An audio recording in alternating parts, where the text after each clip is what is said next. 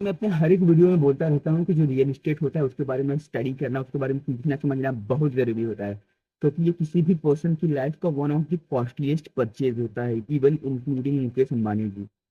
तो आप और हमें सबको रियल एस्टेट के बारे में समझना सीखना चाहिए। फाइनेंस के बारे में लोग बहुत सीखते समझते हैं, stocks, mutual fund, stocks, bond, ये वो, डेट, सब पढ़ते हैं, लेकिन एक बहुत ही ज़्यादा इंपॉर्टेंट चीज़ है रियल एस्टेट, उसके बारे में पढ़ना लोग शायद भूल जाते हैं। तो मैं रियल एस्टेट के बारे में अवेयरनेस इंक्रीज कर रहा हूँ, पढ़ा लिखा रहा हूँ। तो आप मेरे चैनल एंड रियल एस्टेट इस चैनल को फॉलो कर लीजिए।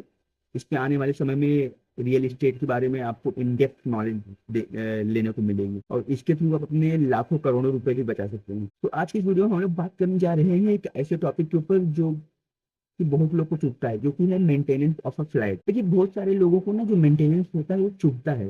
इसके पीछे की साइक भी है, आज की इस वीडियो में उसके ऊपर चर्चा करेंगे। क्या ये मेंटेनेंस अच्छी चीज होती है, बुरी चीज होती है, कितनी होनी चाहिए मेंटेनेंस, सबके बारे में डिस्कस करेंगे। देखिए, दो टाइप का माइंडसेट होता है, एक ग्रोथ माइंडसेट और एक सेविंग माइंडसेट। जो ग्रोथ माइंडसेट होता है ना, उसको ये मेंटेनेंस नहीं चुभता है, लेकिन वही सेविंग माइंडसेट वाले को ये हाई मेंटेनेंस बहुत चुभता है। देखिए, अगर आपकी कहीं एक प्रॉपर्टी बिकी और आप एक अच्छी जगह प्रॉपर्टी लेना चाहते हैं, लेकिन जो आपकी प्रॉपर्टी बिकी वो आपकी एंसेस्ट्रल प्रॉपर्टी हो सकती है, उस प्रॉपर्टी को खरीदने के लिए आपने धूप में जाके काम वगैरह नहीं किया था, तो वो जो आपकी इनकम हुई वो अनअर्न इनकम हुई, क्योंकि आपने उसको बिना अपनी कमाई के खरीदा। हो सकता है कि आपकी औकात उतनी ना बढ़ी हो जितनी आपकी प्रॉपर्टी की प्राइस बढ़ गई हो, और आपके पास उतना कैश फ्लो ना हो। यहाँ पैसा आपको प्रॉपर्टी बिकने के बाद ज्यादा आ गया। जब आप एक प्रीमियम सोसाइटी फ्लैट मतलब सोसाइटी में, प्रीमियम सोसाइटी में फ्लैट लेते हैं, तो आपको 5 6 7 8 इवन 10,000 मंथली मेंटेनेंस का देना पड़ सकता है, इवन इससे भी ज्यादा। फिर आपको ये मेंटेनेंस चुभेगा, क्योंकि आपको पता है कि यार आने वाले 20 30 सालों तक आपका कैश फ्लो का कोई जुगाड़ नहीं है। ये वाला फ्लैट तो मैंने खरीद लिया, लेकिन अब इसके मेंटेनेंस पैसे दूंगा। इट्स लाइक BMW तो मुझे दहेज में मिल गई, लेकिन अब उसका insurance, maintenance, petrol diesel, servicing, अब वो सब मेरे से मैनेज नहीं हो रहा है, तो उस चीज की इतनी वैल्यू नहीं है। सो प्रॉपर्टी खरीदने से पहले आपको ये देखना है कि which type of people you are. क्या आपका ग्रोथ माइंडसेट है, क्या आपका सेविंग माइंडसेट है। देखिए, जो बढ़िया सोसाइटी होती है वहाँ की जेंट्री अच्छी होती है, वहाँ उन उन तरीके को सोसाइटी में रह के आपकी ग्रोथ होती है, आपके बच्चे भी गेन करते हैं। आने वाले समय में इसके ऊपर मैं एक और वीडियो बनाऊंगा, आपको हाई मेंटेनेंस सोसाइटी में रहने के क्या क्या फायदे हो सकते हैं। पर मैं इस वीडियो में आपको बताना चाहूंगा कि maintenance is not a bad thing. आपको फ्लावर्स अच्छे दिखते हैं, गार्डन अच्छा दिखता है, साफ सफाई में रहने का अपना अलग ही चाम है, सुंदरता का अलग चाम है। आपको कुत्ते नहीं दिखते, सुअर लोते हुए नहीं दिखेंगे, साफ सफाई रहेगी, कचरा वचरा इधर उधर नहीं फेंका होगा, क्योंकि अपने इंडिया जो लाइफ टाइम मतलब अपनी लाइफ टाइम में सिंगापुर जैसा तो बनने वाला नहीं है।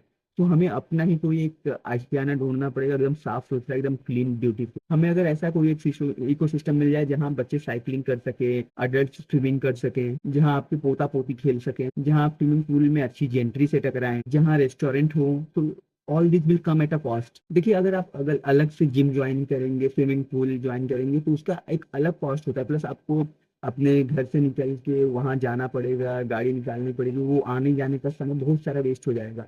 अगर वहीं आपके खुद के घर में ही, अपार्टमेंट में ही, सोसाइटी में ही जिम, स्विमिंग पूल है, तो आपका बहुत टाइम बचेगा। तो ये सब चीजें भी आपको कंसीडर करनी है। देखिए, मेरे हिसाब से जो लोग हैं ना, मेंटेनेंस को बहुत ही नेगेटिव पॉइंट से देखते हैं। आने वाले समय में मेंटेनेंस हाई रहेगी और हाई लगेगी, अगर आप लाइफ में अच्छा खासा पैसा नहीं कमाते रहेंगे तो। लेकिन अगर आप अपनी 60s में, 70s में भी हैं और आप अच्छी खासी अर्निंग कर रहे हैं, तो आपको maintenance is a thing which you should be paying. देखिए, अगर आपसे कोई मिलने आता है तो एक सिक्योरिटी होता है, एक ऑरा होता है, एक सुकून रहता है कि कहीं आप 15 20 दिन के लिए चले गए तो आपका जो घर है, फ्लैट है, वो सेफ है, आपको किसी चीज की टेंशन नहीं होती है। आपके बच्चों को कहीं भी जरूरत पड़ गई, आना जाना हो सका, तो आपको एक आपके पास एक सिस्टम होता है जो ये सब चीजों को कैटर करता है, सीसीटीवी कैमरा और भी फलाना डिबक्का सब होता है। इवन आप अगर आप बिल्डर फ्लोर में जाते हैं, अगर आपको उससे कुछ चाहिए, सिक्योरिटी गार्ड रखना है, तो उसको भी 15 20 हजार की सैलरी देनी पड़ेगी, तो वहां भी आपको मेंटेनेंस 7 8 10 हजार तो देना ही पड़ेगा। मेरे हिसाब से आपको मेंटेनेंस को एक हॉलिस्टिक व्यू से देखना है। 3 BHK के बदले आप 2 BHK ही ले लीजिए, लेकिन आप मेंटेनेंस हाई दीजिए, क्योंकि उससे अच्छी क्वालिटी आपको मिलेगी। और मेंटेनेंस ज्यादा देने से एक रिच क्लब सोसाइटी, एक